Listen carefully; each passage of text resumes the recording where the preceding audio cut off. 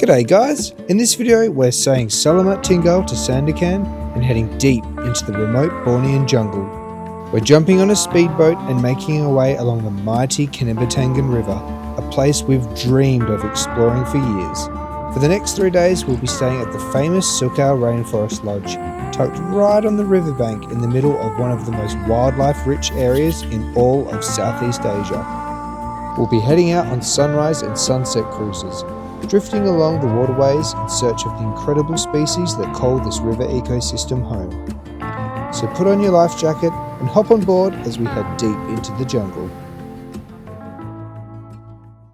I won't lie to you, the thought of taking 2 toddlers on a 2.5-hour speedboat ride into the unknown did fill us with a good dose of anxiousness. But the girls actually really loved it. The speed of the boats and the constant changing views obviously kept them pretty entertained. Maggie actually even conked out for most of the ride, so she must have been pretty comfy. After motoring along the ocean, we entered the mouth of the Kinabatangan River and got our first glimpses of the beautiful river ecosystem we will be a part of over the next few days. Estimated to be around 140 million years old, these forests are home to a massive range of birds, mammals and reptiles, and it wasn't long until we were greeted by one of the area's oldest residents, the saltwater crocodile. Saltwater crocodiles are the largest reptiles on the planet, and the Kinabatangan River is one of their key strongholds in Borneo. These ancient predators have ruled these waterways for millions of years. Spotting one so early in our trip was a pretty wild reminder that we were now deep in true Borneo wilderness. After the excitement and some snacks, we finally arrived at the award-winning Sukau Rainforest Lodge. Sukau Rainforest Lodge has been welcoming travellers to the Kinabatangan since 1995, but it's pretty far from your typical jungle stay. The whole place was designed to have minimal impact on the environment. Over the years, it's picked up a stack of awards for sustainability, including Asia's leading green hotel and even recognition from National Geographic as one of their unique lodges of the world. After a warm welcome and thorough briefing about the lodge and our itinerary for the next few days, it was time to meander down the walkway to check out our incredible cabin. Well, after a very hot and sweaty boat ride here, which was about 2.5, maybe even nearly 3 hours, we finally arrived here at Sukau Rainforest Lodge on the Kinabatangan River, and we've just checked in. We've been escorted to our room through the beautiful rainforest, and this place is absolutely beautiful. So you walk in, you've got a little sitting area here to pop your shoes on, and then this is the main space here. Very nice. The girls are just cooling off. Yeah, beautiful bed. I love the ceiling up here. Beautiful, like, traditional build, which is gorgeous. We have an awesome little outdoor area here, actually. Yeah, a little balcony area. I'm sure we'll get some monkey friends here at some point. We've already seen monkeys playing in the pool. Open that up. Wow, and you got your own little private part of the forest to enjoy. That is just beautiful. Yeah, show the bathroom as well. Oh yeah, the bathroom's nice. A little area to store our stuff, which is great. A little tea bench. And the bathroom, gorgeous. Oh, love a stone bowl. Very nice toilet. And a great looking shower. And you can probably see there's this beautiful skylights running all the way along, which is lovely. So you get nice natural light and views out to the rainforest. Absolutely stunning. Very relieved to be here. We were both really nervous about that really long boat ride here from Sandakan, especially after how last night went. We didn't know how it was going to go. There were a few moments where the girls got a little bit upset, but that's just because it was so hot in the afternoon heat here. But to be fair, they actually kept pretty happy with a few snacks and just moving them around and having a little bit of walk on the boat. So thankfully we got here without too much fuss, which is good. So yeah, the plan for this afternoon, there is an afternoon or an evening river cruise on tonight, but we'll just see how we go, whether we want to do that, because it's been a long day and we're all pretty tired, and then we've got dinner after that. And when you come here, pretty much all your meals are included and provided, which is fantastic. So I would assume it'd be like a nice sort of buffet setup. Looking forward to settling in, hopefully cooling off, and then we can go and enjoy this beautiful place. After a full-on day travelling to the lodge, we were all pretty exhausted, so we decided to pass on the afternoon cruise. Instead, we got some much needed rest and checked out some of the facilities at the lodge, including the incredible riverfront restaurant and the pool. The following morning, we woke up wide-eyed and bushy-tailed, excited to head out for our first river cruise. Seeing as we had the kids, they offered for us to head out a bit later at 7 AM to give us and the girls a chance to wake up and have a light brekkie before heading out in the boat. With full tummies, it was finally time to head out on the water, brimming with excitement. The goal for our voyage was to try our best to spot the Bornean Big Five. This consists of the saltwater crocodile, which we've already seen, the proboscis monkey, rhinoceros hornbill, Borneo pygmy elephant, and of course, the orangutan. Spotting all 5 of these animals in the wild is incredibly tricky, but we were feeling hopeful.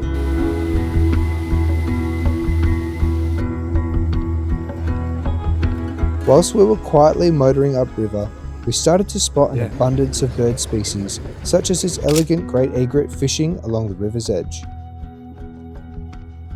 and this striking stork-billed kingfisher, perched above the river, waiting to snatch up its next meal. We then came across a small troop of proboscis monkeys, hanging out high up in the tree canopy, another member of the Big Five checked off. It was the perfect morning for cruising along the river, cool and still. The girls were having such an incredible time, helping us spot birds and monkeys as we slowly glided along the iced coffee-like waters of the Kinabatangan.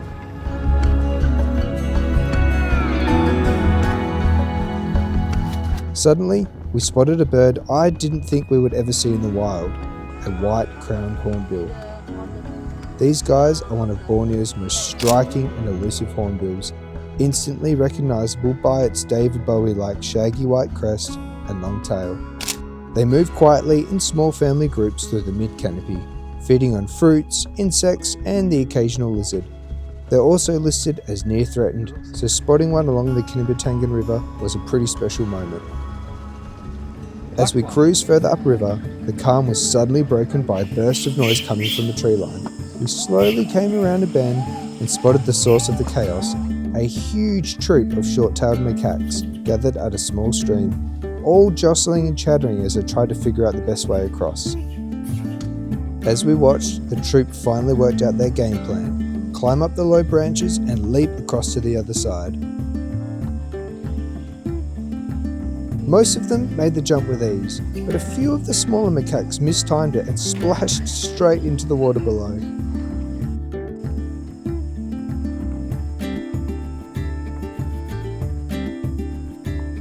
Meanwhile, the tiniest babies just clung to their mums, hitching a ride as the adults bounded safely across.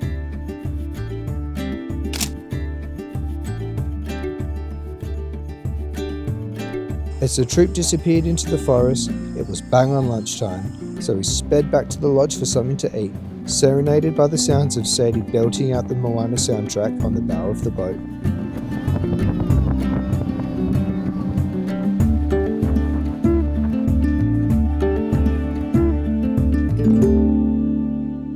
After some grub, our guide offered to take us out on a walk along the extensive boardwalks throughout the lodge, to learn more about the forest and to see if we could spot some of the area's smaller inhabitants, such as this Borneo white-lipped frog and this green-crested lizard. After a bit of chill time, it was again time to hop back into our boat for our afternoon cruise, this time heading downriver.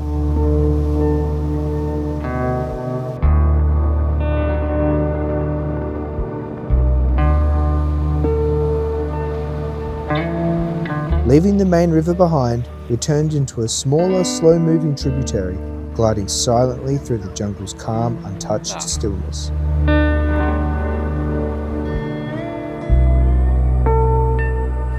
Suddenly, we spot a splash of electric blue dart across the river into the riverbank, a stunning blue-eared kingfisher.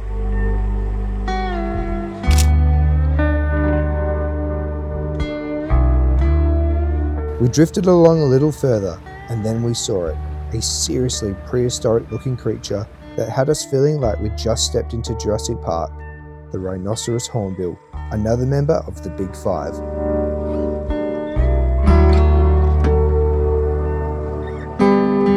The rhinoceros hornbill is a real showstopper of the Bornean rainforest. With its enormous wingspan, vibrant bill, and horn-like casque, it commands attention the minute it appears in the canopy. That casque isn't just for style either. It helps project their deep calls across vast stretches of forest. And as major seed disperses, these birds are key engineers of the ecosystem, quietly helping new life take root throughout the jungle. Eventually, it took flight, and we went on our merry way, pretty stoked by what we had just seen. But little did we know, it was about to get a whole lot better. We pulled the boat alongside the riverbank, secured a rope around a tree, and scrambled up a steep slope. But nothing could have prepared us for what was waiting at the top.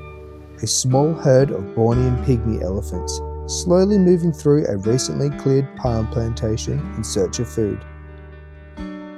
Bornean pygmy elephants are famously shy, with baby-faced features, long tails, and a smaller size that sets them apart from their mainland cousins. They travel in tight-knit family groups, roaming huge distances through Borneo's lowland forests, feeding on grasses, fruits, and palms. But with less than 1,500 left in the wild, and their habitat disappearing fast, sightings like this are becoming increasingly rare. After spending a few precious moments with the herd, we moved on so as not to disturb them. Our skipper had just gotten word over the radio of an orangutan that was sighted just by the river's edge. Needless to say, we raced to get there as quickly as we could. When we arrived, it seemed that the word had gotten out to all of the other cruisers in the area too. The guides had spotted an individual who was now concealed amongst the dense vegetation. We all waited with bated breath to see if it would reveal itself to us. But somehow it must have disappeared back into the forest, silent as a ghost, slipping past even our sharpest eyes. With hearts full, we cruised back to the lodge as the sun set over the forest. Back at the lodge, we took a moment to freshen up before wandering along the beautiful torch-lit walkway that winds through the rainforest, leading us to the restaurant for our final dinner together. Whilst reflecting over a meal, we realised that we're actually pretty incredibly fortunate to have ticked off all members of the Bornean Big Five during our time on the island. Saltwater crocodile, proboscis monkey, rhinoceros hornbill, Borneo pygmy elephant, and the orangutan. This was a pretty incredible achievement, and we all felt extremely grateful for the experience. Good morning. We are a little bit happy and sad this morning because we are actually checking out of Sukau Rainforest Lodge today. We have had the most incredible time here with the girls. The first day was very difficult. Yeah, we were up at like 6 a.m. to get packed up and ready, and then we weren't here until 4 p.m. I think it was, 4 p.m. 4:30. Yeah. So it was a very action-packed day, very hot. A lot of sun. Yeah, a lot of sun. Yeah, so we're they all were just cooked. But we had a really, really good sleep, and the rest of this time here has just been incredible. Yeah, such a beautiful place. Like just where we are situated in the rainforest here is just absolutely beautiful. We can literally be in our room and look out the windows and see monkeys jumping through the trees, or lizards chilling on the leaves, or butterflies. I even came back one night and there were fireflies at the window, so it's just absolutely incredible. It feels really this place. surreal to know that you're in the middle of the Kinabatangan jungle, like the area around the Kinabatangan River. It's just... You're not just like on the edge of like a town or a city where there's jungle. You literally have to do a 2-hour boat ride out here to put you pretty much in the middle of it all. It feels amazing, and you can tell that you're so isolated because if you cut out all the noise, all you can hear is bugs and frogs and just the sounds of nature. You hear absolutely no like planes or cars. So isolated, and it's just fantastic. The craziest thing is as well is we usually have white noise on at night time for the girls to sleep with, and even before putting our white noise on at night time, sometimes I've thought, is there even a point? Because there's so much like bug noises, insect noises, frog noises, rain. There's all kinds of beautiful sounds that kind of just create this natural white noise. It's just, it's incredible. And even just like walking from your villa to the front restaurant, which is like right at the front where the river is in our villa, is sort of a couple of minutes walk back into the rainforest. But even as you walk from A to B, you get to see, like monkeys, like we've seen macaques and silvered leaf monkeys. Yeah, squirrels, butterflies, frogs, all sorts of things. Literally just like walking from here to breakfast. At night time, there's loads of bats. Yeah. So even just walking to breakfast is a safari. I'm literally looking at a lizard right now on the tree root. This place is just full of life, really. I know, at the risk of sounding a little bit lame, but it really is magical. It really is a magical place. Yeah, and absolutely. I can see why it's so well loved and so highly rated. So yeah, absolutely. Would 1000% recommend if you're ever in this area to definitely come check here. This place out, because this gives you that really authentic experience in this area, but with all of the comforts that these, every staff member has just been so friendly lovely and helpful. The food is amazing as well, and they catered so well for the kids. They did, yeah. We when we got here, we asked them, basically the dinner is normally at about 7 p.m, which is pretty late for them. They usually go into bed around that time. So we asked them. They're usually well and truly hungry by 5:30. Yeah. So. They're usually ravenous by then. So we asked them if they could prepare some dinner early, and they were like, "Yep, no worries. Come down at 6." Or so we got to go down early, and they had a special dinner ready for the girls. So they've been super accommodating for them, which has just been amazing.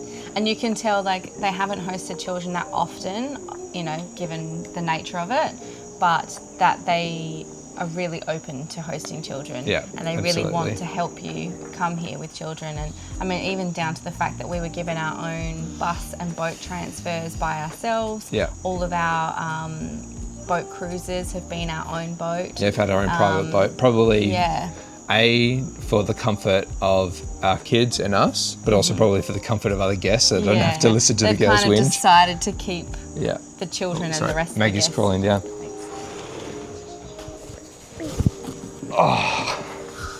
Maggie wanted to join us. Yeah,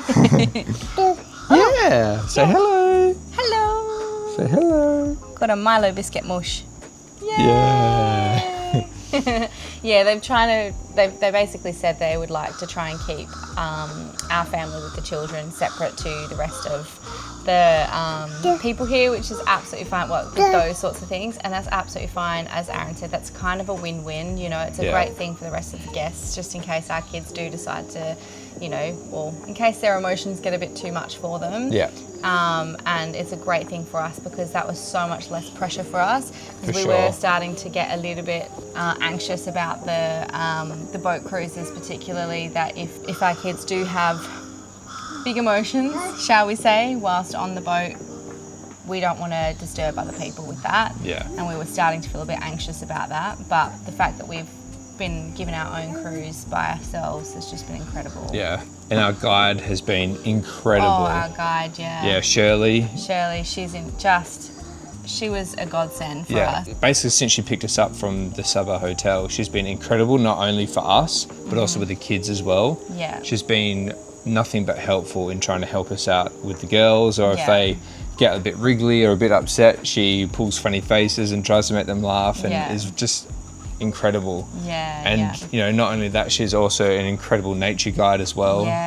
She just knows so much about everything, even down to like all the different plant species, insects, birds, everything, not just the big stuff. She's just, and it was really good versed. because we all like all the animals, so not just the orangutans and the elephants and all the big stuff. We also like all the little birds, bugs, like we like all that sort of stuff, and she really could tell that, and she catered for that. So when we're on our morning cruises, even small birds she would stop the boat for, and we would observe, and I could take pictures and stuff like that. Whereas I can imagine there'd be a lot of guides that would probably just go past, like small kingfishers and things like that. We've just been very lucky to have her. She's been incredible, But so we're going to check out soon. We're going to go and have some breakfast down at the restaurant, which is on the Kinabatangan River, like literally is on... literally hovering over the river on stumps. On stumps. And it's just an incredible place to sit and eat. So we're going to go down and have breakfast now, and then we're going to hop on our boat pretty much straight after.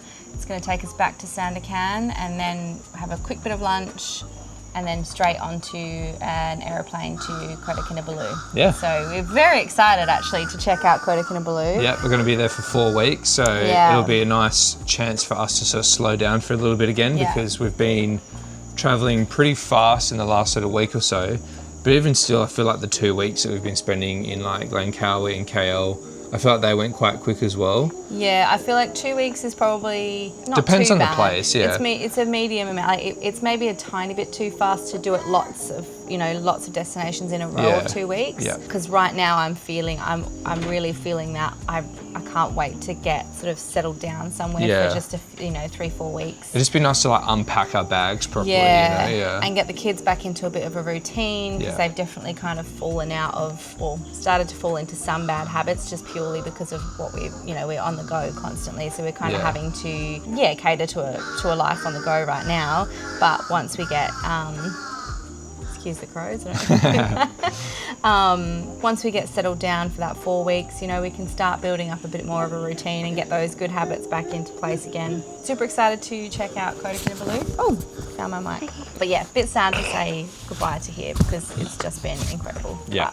Hopefully one day we'll be back and say, see you, Maggie. Say bye, we'll see you in Kota Kinabalu. See you in Kota Kinabalu. Much to our dismay, it was time to check out and make the boat ride back to Sandakan. We had an unforgettable few days. The wildlife, the jungle, the river, it's all going to stay with us forever, and being able to share these experiences with the girls made them even more magical.